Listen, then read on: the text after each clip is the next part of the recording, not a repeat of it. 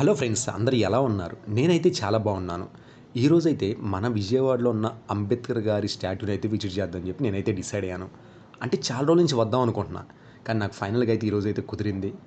But ఓపెన్‌గా చెబుతున్నాను. మన విజయవాడలో ఉంటా ఇంకా ఈ స్టాట్యూని విజిట్ చేయకపోతే తప్పనిసరిగా విజిట్ అయితే చేయండి.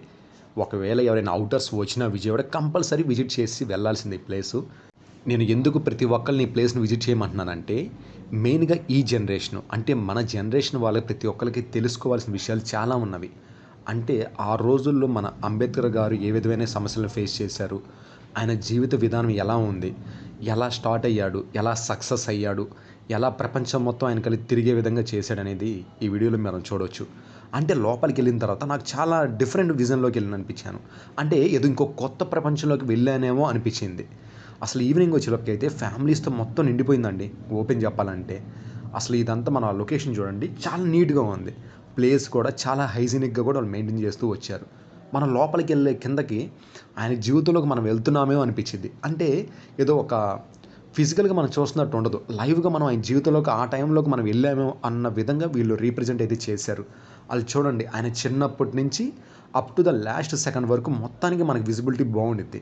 అసలు వాళ్ళు చేసిన అరేంజ్‌మెంట్ కానీ, ఆ అపియరెన్స్ గానీ ఏదైతే ఉందో చాలా ఎక్స్ట్రార్డినరీ అని చెప్పాలి.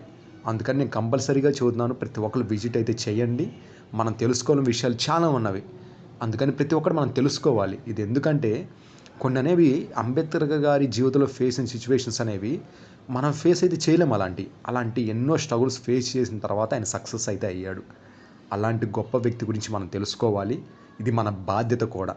అందుకని దయచేసి ప్రతి ఒక్కళ్ళు విజిట్ అయితే చేయండి. చాలామంది నన్ను అడుగుతూ ఉన్నారు. అంటే విజయవాడ కొత్తగా వచ్చినోళ్ళు ఎలా వెళ్ళాలి ఈ ప్లేస్‌కని?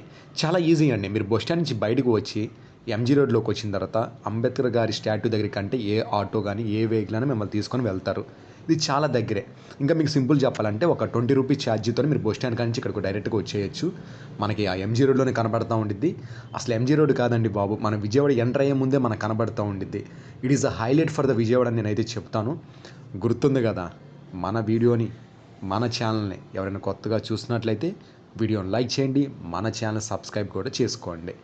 ఇలాంటి మరెన్నో వీడియోస్‌తో నేను మళ్ళీ మీ దగ్గరికి వస్తూ ఉంటాను. ఇంక ఇక్కడితో సెలవు. Bye bye.